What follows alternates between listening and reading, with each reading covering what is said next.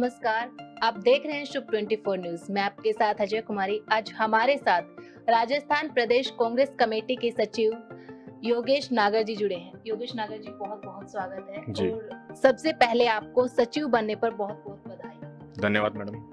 आप एक बिजनेसमैन हैं और अब आपने पॉलिटिक्स के अंदर कदम रख दिया है, तो बिजनेस से पॉलिटिक्स के अंदर आने के पीछे क्या था? क्योंकि जन सेवा के कार्य तो आप अब भी कर रहे हैं बिना विधायक के या बिना पॉलिटिक्स के आए, लेकिन ऐसा थॉट प्रोसेस क्या था कि क्या आप अलग डिफरेंट करना चाहते हैं कि पॉलिटिक्स में ही जाके मैं वो चीज कर सकता हूँ? देखो, ऐसा मुझे भी नहीं पता था राजनीति में आना, इस तरीके का होना। मेरे परिवार में किसी तरीके से कोई भी राजनीति से बिलोंग नहीं करता और कोई मेरा ऐसा इंटेंशन भी नहीं था कि मैं राजनीति में जाऊं।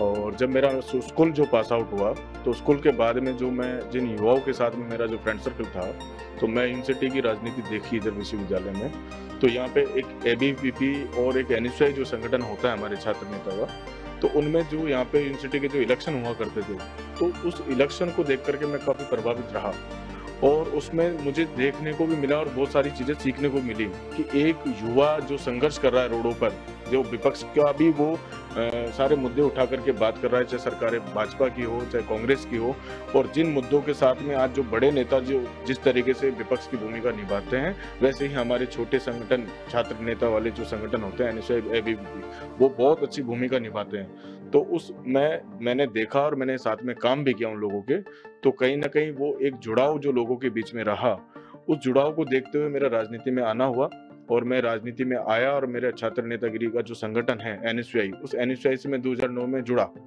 और 2009 में काम करने के बाद मुझे प्रदेश महासचिव बनाया गया राजस्थान का, और मैंने एक एक जिले के दौरे किए और दौरान फिर मैंने 2 साल से 2.5 साल तक मैंने एनएसयूआई में काम किया। उसके बाद फिर मैंने युवा कांग्रेस, हमारा एक और संगठन है जो राहुल गांधी जी का एक बहुत ही अच्छा एक युवाओं के लिए प्लेटफॉर्म है, क्योंकि आज राजनीति में आना हर आदमी को एक इनसिक्योरिटी फील होती है, क्योंकि राजनीति हर आदमी नहीं कर सकता। राजनीति की बहुत सारी अलग व्यवस्थाएं होती है, संघर्ष होता है लंबा, और उसको देखते हुए राहुल गांधी जी ने जो एक प्लेटफॉर्म सीधा युवाओं के लिए जो रखा, तो एक वो युवा कांग्रेस ही है जिसमें आज अनेकों मेरे जो भाई लोग हैं जिसने हमने साथ में संघर्ष किया है, वो आज एमएलए भी है, मंत्री भी है, और आज पुराने उठा करके देखे जो बहुत सारे ऐसे लोग हैं जो युवा कांग्रेस से एनएसयूआई से निकल करके आज बड़े मंत्री पद तक भी लोग पहुंचे हैं। आपने छात्र नेता की बात की, जो राजनीति की जो बारीकियां होती है वो छात्र नेता से ही सीखते सीखते फिर हम विधायक या फिर मंत्री पद तक आते हैं। आपने जब छात्र नेता बने, आप एनएसयूआई में भी रहे, उस दौरान की राजनीति और आज हम जो राजनीति छात्र नेता की देखते हैं वो किस तरीके से अलग है? क्योंकि हमने एक सर्वे भी देखा था जिसके अंदर जो विश्वविद्यालय के जो भी छात्र थे वो कह रहे थे पहले की राजनीति अलग होती थी और आज की जो राजनीति हो पैसा रुतबा सिर्फ इन्हीं पर टिकी हुई है। एक्चुअली में मैं आपको इसमें थोड़ा सा बारीकी से बताना चाहूँगा कि पहले के जो समय नेता बनते थे या जो चुनाव लड़ते थे इन सिटी में, वो खुद की इच्छा से कभी नहीं लड़ते थे, उन्हें लड़ाया जाता था। और वो जो चुनाव प्रणाली जो होती थी कि नेता खुद से नहीं बन करके लोग उसे नेता बनाते थे, जिसका काम और जो संघर्ष होता था तो वो लोग चुनते थे उनको। पर आज जिस तरीके की मैं राजनीति देख रहा हूँ, तो कहीं ना कहीं पैसा एक राजनीति पर हावी हो रहा है। तो ये इस तरीके की राजनीति, इस तरीके के संगठन में लोगों का जो पैसों के बलबूते पर आना, चाहे मैं पार्टी की बात करूँ चाहे एमएलए की टिकट्स की मैं बात करूँ, तो ये बिल्कुल भी एक संघर्ष जो आदमी 15-20 साल से कर रहा है और संगठन की जिसको समझ होती है, और जो स्टेप बाय स्टेप एक एनएसयूआई से निकल करके युवा कांग्रेस से या डीसीसी डिस्ट्रिक्ट कांग्रेस कमेटी से या प्रदेश कांग्रेस कमेटी तक कोई बंदा संघर्ष करके पहुंच रहा है, तो मैं उसको काफी बेहतर मानता हूं। एक सीधा कोई आता है, 1 साल 1.5 साल मेहनत करता है और वो अपने आप को प्रमोट कर लेता है, तो वो जो लोग और भी ऐसे लोग हैं जो 15-20 साल से संघर्ष कर रहे हैं, तो संगठन का जो बंदा होगा जिसको समझ होगी, वो एक अच्छी व्यवस्था के साथ में इलेक्शन में उतर सकता है और वो आराम से अपना संगठन और पार्टी की विचारधारा के साथ में चुनाव को भी वो अच्छे से देख सकते हैं। योगेश जी, कल आपका जन्मदिन भी था, अखबारों से लेकर सोशल मीडिया हर जगह आपको बधाइयां मिल रही थी, और जब आप जन्मदिन मनाए थे हजारों की संख्या में लोग पहुंचे थे, चाहे महिला हो या फिर युवा। खासकर युवा में जो क्रेज आपको लेकर है, उसके पीछे क्या रीजन है कि युवा इतने उत्साहित होते हैं आपको देखने के लिए, आपसे मिलने के लिए? देखो, ऐसा ही तो सारे मेरे भाइयों का, बहनों का प्यार है और सदैव मेरे पे बना रहे आशीर्वाद इन लोगों का। और लंबे समय से मैं लोगों से जुड़ा हुआ हूँ आज मैं बगरू की बात करूँ या जयपुर की बात करूँ या राजस्थान की बात करूँ, तो मैं हर जगह में जाता हूँ, लोगों के बीच में रहता हूँ, लोगों की समस्या भी मैं सुनता हूँ। आज मुझे रोज़ लोग रात को भी फ़ोन करते हैं, तो मैं उनको रिस्पॉन्स भी करता हूँ। तो ये सब मेरा काम भी है और काम के पीछे मेरा एक पर्सनल कुशल व्यवहार भी है। जिन लोगों को मैं एज़ ए लाइक करता हूँ, तो वो लोग मुझे वाक़ई में वो लोग भी रियल में मैंने जन्मदिन पे देखने को मिला मुझे कि लोग कोटा से आ रहे हैं, उदयपुर से आ रहे हैं, कुछ जोधपुर से आए मेरे पुराने साथी, कुछ सीकर से आ रहे हैं, या इधर जगतपुरा से काफ़ी लोग 25-50 किलोमीटर से भी दूर आए हैं, काफ़ी लोग मिल कर के भी आए। तो बड़ा मुझे अच्छा लगा, मैं बड़ा सौभाग्यशाली हूँ और सबको मैं साधुवाद धन्यवाद देता हूँ कि इस तरीके का प्यार देने के लिए और इस तरह के आशीर्वाद देने के लिए मुझ पे रहे हमेशा के लिए। जी, ज़रूर, ये तो बात है ही, क्योंकि युवा तभी प्यार करते हैं जब युवाओं के लिए आप कार्य कर रहे होते हैं और आप अपने लेवल पे धरातल पे उतर के आप जो काम कर रहे हैं। विधानसभा चुनाव भी मुहाने पर खड़े हैं, कुछ ही महीने शेष है विधानसभा चुनाव में, तो कांग्रेस पार्टी की तैयारियाँ किस तरीके से? देखो, कांग्रेस पार्टी की डेफिनेटली तैयारियां पूरी जोरों शोरों से आप लोग देख भी चुके हैं। और एक मैं बात करूं राहुल गांधी जी की, तो एक मोहब्बत की दुकान हमने कर्नाटक में खोल चुके हैं और ये भारत जोड़ो आंदोलन का कहीं ना कहीं इम्पैक्ट बहुत बड़ा हिंदुस्तान में आने वाला है कि आज राजस्थान में बहुमत कांग्रेस पार्टी को मिलने वाला है। और आज गहलोत सरकार की जो योजना है, मैं 10 योजना क्या 50 योजना क्या, कोई सी भी एक भी ऐसी योजना देख लो जो एक बच्चे से लेकर बुजुर्ग तक जो योजना है, तो इतनी बड़ी योजनाओं को मैं, ये राजस्थान नहीं पूरा हिंदुस्तान इसको फॉलो करता है। और मैं कह रहा हूँ हिंदुस्तान की बात नहीं करके मैं विदेश तक भी इन योजनाओं की चर्चा है। और आज मैं कह रहा हूँ एमएलए एमपी कुछ नहीं, ओनली गहलोत सरकार की जो योजना है और जो एक आम आदमी को जो राहत मिल रही है, उससे वो काफी उत्सव में है। और ये जो महंगाई राहत के कैंप लगाए गहलोत साहब ने, ये एक बढ़िया, ग्रामीण क्षेत्र की बात करूँ, मैं शहरी क्षेत्र की बात करूँ, तो बड़ा लोगों में उत्सव है और इनको लेकर के काफी लोगों को राहत भी मिली। जैसे आपने योजना मॉडल को कहा कि देश विदेश में पूरे में ये शुमार हो चुका है, जैसे कोरोना टाइम पे भिलवाड़ा मॉडल हुआ था। ये जो लास्ट मोमेंट पे जो अशोक गहलोत जी ने जो छक्का लगाया है योजनाओं का, इसका असर हम जन सम्मान कॉन्टेस्ट वीडियो के जरिए देख भी रहे हैं। तो ये लास्ट बॉल पे जो छक्का उन्होंने लगाया है, किस तरीके से असर डाला? नहीं, देखो, योजना की मैं बात करूँ, गहलोत साहब पिछली बार भी काफ़ी अच्छी योजनाएं रही हैं उनकी। और योजना के और काम के मामले में मैं हिंदुस्तान में ऐसा मुख्यमंत्री मैंने कभी नहीं देखा है। और मैं पिछले 12-13 साल से गहलोत साहब को फॉलो कर रहा हूँ। मैं जोधपुर से भी मैंने लोकसभा यूथ कांग्रेस का इलेक्शन लड़ा है, तो मैं जब से गहलोत साहब का बड़ा फैन हूँ। मैं सरदारपुरा में उनकी जो विधानसभा से जहाँ चुनाव लड़ते हैं, मैं उसी विधानसभा में रह करके भी आया हूँ, तो मुझे बारीकियाँ पता है। गहलोत साहब जो पुराने लोग जुड़े हुए हैं, तो उनसे मेरा काफ़ी जुड़ाव है आज भी उन लोगों से। तो वो लोग बताते रहते हैं गहलोत साहब की कार्य प्रणाली वाकई में काफ़ी बेहतरीन है और जो करते हैं वो बोलते हैं वो करते भी है। और गहलोत साहब का कर्म ही धर्म है। जो विपक्षी पार्टी है, खासकर जो भाजपा है, वो आजकल उन्होंने एक आंदोलन चला रखा है, नहीं सहेगा राजस्थान, जिसमें दलित अत्याचार, महिला अत्याचार, किसान की कर्ज माफी, सारे मुद्दे जो है वो लेके चल रहे हैं। तो इसका कितना इम्पैक्ट जो है कांग्रेस पार्टी को चुनाव में देखने को मिलेगा? अगर सही मायने बात करूँ तो ये करने वाले लोग कौन है? ये करने वाले लोग यही है, करवाने वाले लोग यही है। इनको एक्चुअली में इनका एजेंडा इसी तरीके का रहता है कि एक देश के अंदर इतना अच्छा माहौल होने के बावजूद भी ये देश में हिंदू मुस्लिम की जो चीजें लाते हैं, एक भाईचारे को जो खत्म करने की बात कर रहे हैं, ये लोग भाजपा वाले लोग हैं, बड़े गुंडे बदमाश टाइप के लोग हैं ये। इनसे इस तरीके का ये खुद एक इवेंट प्लान करते हैं। इनके पास में बड़ी बड़ी इवेंट कंपनियां हैं और इनके पास में कई करोड़ों अरबों रुपए का बजट ये इसी चीजों पे लगाते हैं ताकि ये अपने खुद की पार्टी की एक इमेज ऊपर कर पाए और कांग्रेस पार्टी को कहीं ना कहीं नीचे दिखा पाए। बट मैं आपको बता दूं कि जो लोगों में एक कांग्रेस पार्टी का जो कार्यकर्ता है और जो एक वोटर्स है, उनको बड़े भली भांति उनको पता है कि आज कांग्रेस पार्टी ने इस देश के लिए क्या नहीं किया है और क्या किया है। हर व्यक्ति आज भाजपा के कार्यकर्ताओं से बात करूँ या मैं पर्सनल जब हम मिलते हैं चाय पर, तो काफी सराहनीय ये लोग करते हैं। और मगर मीडिया के माध्यम से ये लोग सीधा उल्टा ब्लेम करते हैं। तो मैं इनकी करनी और कथनी में दोनों में ही अंतर है। आज मोदी जी की बात कर लो, चाहे आज भाजपा में किसी भी लीडर की बात कर लो, तो मैं कभी भी इनके किसी भी स्टेटमेंट से कभी मैं सहमत नहीं हो पाया हूँ, क्योंकि ये जो बोलते हैं वो बिल्कुल नहीं करते और जो बोलते हैं वो बिल्कुल कहीं कर भी नहीं पाते। तो इनकी करनी कथनी में हमेशा अंतर रहा। तो आप ये कहना चाहते हैं कि जो विपक्ष है जितने भी आंदोलन चला ले, सरकार के खिलाफ कभी एंटी इनकम्बेंसी नहीं आएगी? नहीं, यहाँ थी पहले, बट इस बार का जो माहौल देखने को मिल रहा है, जिस तरीके की मैं बात करूँ, सर्वे कंपनियों से बातचीत हुई है, देखा है, मीडिया के माध्यम से देखा है, तो आज यहाँ पे मुझे तो इस तरीके का कोई माहौल दिखा नहीं। यहाँ पे कांग्रेस पार्टी सरकार बना रही है, हमारा पूरा बहुमत मिलेगा। आप बगरू की जनता के लिए काम भी कर रहे हैं, वो दिख भी रहा है। तो अभी तक टिकट की जो है घोषणा नहीं हुई है, किनको कहाँ से टिकट दिया जाएगा? अगर सरकार आपको टिकट देती है, बगरू विधानसभा से चुनाव लड़ाती है, तो आप लड़ेंगे?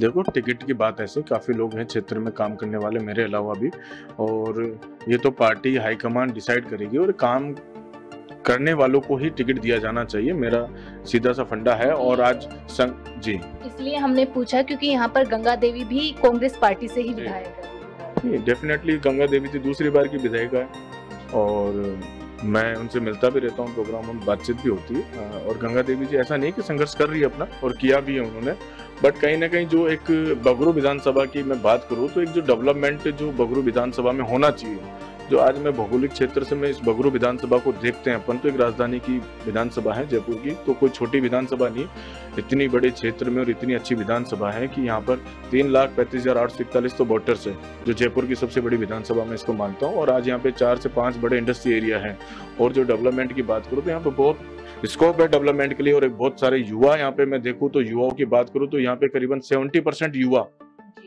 जो बगरू विधानसभा में, कि राजस्थान के सबसे ज्यादा अगर युवा कहीं हैं तो वो बगरू विधानसभा में, और मैं खुद युवा हूँ, युवा की पीड़ा अच्छे से समझता हूँ, तो मेरे से जो कनेक्टिविटी लोगों की है, और वो जो बगरू विधानसभा से जो युवा है वो कहीं ना कहीं मुझसे जुड़े हुए हैं, काफी मैं उनसे भी प्रभावित हूँ, क्योंकि लोग जिस तरीके से पार्टिसिपेट कर रहे हैं चीजों को लेकर के या मुझसे, तो वो लोग मुझसे भी काफी है, तो अच्छा जुड़ाव है, युवाओं में मेरा अच्छा एक तालमेल है। जैसे कि कांग्रेस पार्टी की ही गंगा देवी विधायक है, और जब हम बगरू की जनता के बीच जाते हैं तो बहुत सारे मुद्दे हावी होते हैं, लेकिन जो सबसे ज्यादा जो एक मुद्दा है हावी रहता है वो है पानी की समस्या का। बगरू जयपुर जो राजधानी है उसका एक विधानसभा क्षेत्र भी है, कांग्रेस पार्टी की विधायक भी है, फिर भी पानी की समस्या दूर नहीं हो पा रही। देखो, सरकार ने, हम तो पूरे राजस्थान में पानी पिलाना चाह रहे हैं, गेहलोत साहब भी, बट गंगा देवी जी भी ऐसा नहीं संघर्ष कर रहे हैं, बीच में धरने प्रदर्शन पे भी विधायिका होने के बावजूद भी वो बैठे हैं, और मैं भी उस धरना प्रदर्शन में था, और प्रताप जी भी आए थे, और हम महेश जी के पास भी गए थे। तो कहीं ना कहीं जो समस्या है वो राजस्थान सरकार की नहीं होकर के केंद्र सरकार की है। जिस तरीके का जो पानी की योजना बता रहे हैं, पानी आया बट इतना संपूर्ण पानी नहीं मिला बगरू निवासियों को, तो पानी की समस्या तो देखो है। अब इसका निवारण तो अब देखो, जब कोई नेता है और वो अपना संघर्ष भी कर रहा है और अपने काम में कहीं ना कहीं इन चीजों को देखते हुए, मैं ऊपर से इस चीज को तो मैं कमी मानता हूँ। जैसे कि विधानसभा चुनाव के लिए कांग्रेस पार्टी अपना एक घोषणा पत्र जारी करती है, आप बगरू से खड़ा होना चाह रहे हैं, आप टिकट चाह रहे हैं वहां से, तो बगरू की जनता के लिए आपका घोषणा पत्र क्या होगा? देखो, घोषणा पत्र तो ऐसे तो मैंने लंबा चौड़ा बना रखा है, और मैं कुछ मुद्दों पे बता दूं कि मैं एक सबसे पहले जो अवेयरनेस का काम है, आज जो चाहे महिला हो, छोटी बच्चियां हो, चाहे स्कूल में जो है, तो एक ट्रेनिंग पार्ट के माध्यम से एक सेक्सुअल जो है, और ये जो बैड टच, गुड टच, जो छोटे छोटे जो स्किल्स है, और बच्चों को जो कॉन्फिडेंस आना चाहिए और जो देना चाहिए, एक पढ़ाई के साथ साथ में ये सब चीज़ें, सेल्फ डिफेंस की मैं बात करूँ तो ये सब चीज़ें होनी चाहिए। आज मैं स्पोर्ट्स की बात करूँ तो आज बगरू में इतने बड़े युवा है और अच्छे लेवल पे कहीं ना कहीं उनको एक अच्छा प्लेटफॉर्म नहीं मिलने के कारण वो रह जाते हैं। तो एक तो मैं स्पोर्ट्स की जो व्यवस्था है वो सुधारने की कोशिश करूंगा। आज पंजाब की बात करें, आज हरियाणा की बात करें, तो राजस्थान पीछे क्यों? तो आज यहाँ पे ऐसा प्लेटफॉर्म भी देना चाहिए। दूसरा, मैं एजुकेशन की बात करूँ तो एजुकेशन बड़ा मुद्दा है। आज एजुकेशन है, इतने सारे स्कूल्स है, मगर एक व्यवस्था अगर वहाँ पे जिस लेवल की व्यवस्था होनी चाहिए, आज मैं केजरीवाल से काफ़ी प्रभावित हूँ स्कूल के मामलों को लेकर के, जिन्होंने इतने अच्छे मॉडल और बढ़िया स्कूल बनाए। तो इसी पॉलिसी को मैं तो फॉलो करना चाहूँगा और डेफिनेटली होना भी चाहिए। एक स्कूल की जो व्यवस्था है, स्कूल का जो स्ट्रक्चर है, और क्योंकि व्यवस्था तो सारी अच्छी है, टीचर्स भी अच्छे हैं, गवर्नमेंट में अच्छे कंपटीशन के साथ में टीचर्स को सिलेक्ट भी किया जाता है। राजस्थान में एजुकेशन की मैं बात मानूँ तो हिंदुस्तान में सबसे अच्छी एजुकेशन में राजस्थान की मानता हूँ। तो एक एजुकेशन को लेकर के जो है वो प्रॉपर होना चाहिए। एक जो युवा जो है, जो 12th पास आउट होने के बाद में उसकी करियर काउंसलिंग होनी चाहिए कि उसको किस फील्ड में जाना है, कौन से उसको सब्जेक्ट और कौन सी यूनिवर्सिटी, कौन से कॉलेज में उसको दाखिला लेना है। तो इसकी प्रॉपर एक करियर काउंसलिंग के साथ में उनकी काउंसलिंग की जानी चाहिए। आपने एजुकेशन के मामले में राजस्थान को अव्वल कहा, और फिर आपने महिलाओं की भी बात की, गुड टच बैड टच की आपने बात की।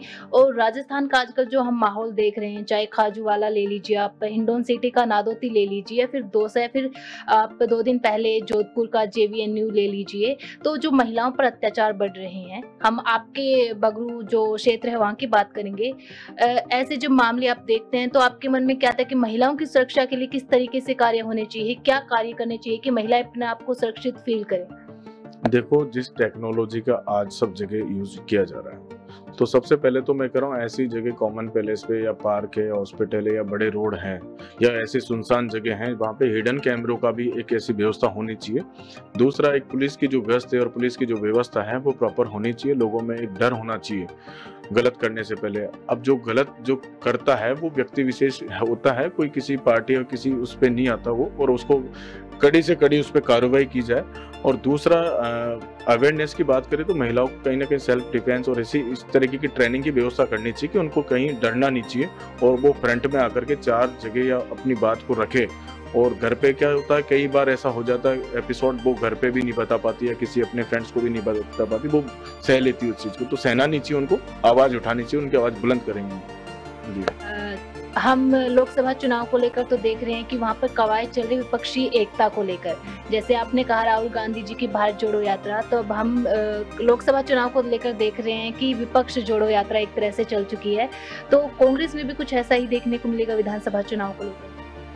नहीं, देखो, ये आगे की व्यवस्था है। मैं अभी यहाँ विधानसभा की बात कर रहा हूँ, अभी उस इलेक्शन में थोड़ा समय भी है, तो वो आगे की व्यवस्था है और वो हाईकमान का मुद्दा है। तो मैं उस बारे में कोई किसी तरह की टिप्पणी नहीं करूँगा। आप अपनी बगरू की जनता को क्या संदेश देना चाहेंगे? संदेश सबसे पहले तो मैं उनको हेल्दी रहने के लिए कहना चाहूँगा कि सबसे पहले स्वास्थ्य बहुत ज़रूरी है, निरोगी काया रहनी चाहिए। आप अच्छे स्वस्थ हैं तो आपका अच्छा काम, कार्य प्रणाली में भी अच्छा मन और दिमाग लगेगा। तो सबसे पहले मैं फिटनेस को अवेयर करूँगा लोगों को। दूसरा, एजुकेशन की तरफ मैं उनका जुड़ाव रखूँगा। तीसरा, स्पोर्ट्स की तरफ मैं उनको लेके आऊँगा। स्पोर्ट्स में आज दुनिया भर के अंतर्राष्ट्रीय मैच होते हैं, तो उसमें आप अच्छा एक उन बच्चों को प्लेटफॉर्म मिलना चाहिए। और दूसरा, स्किल्स की मैं बात करूँ तो आज बहुत सारे छोटे-छोटे आज बिजनेस हैं जिनको किया जा सकता है। आज स्टार्टअप की बात करूँ तो कुछ स्टार्टअप को लेकर के मैं युवाओं के लिए कुछ नई चीज़ें भी मैं सोच रहा हूँ।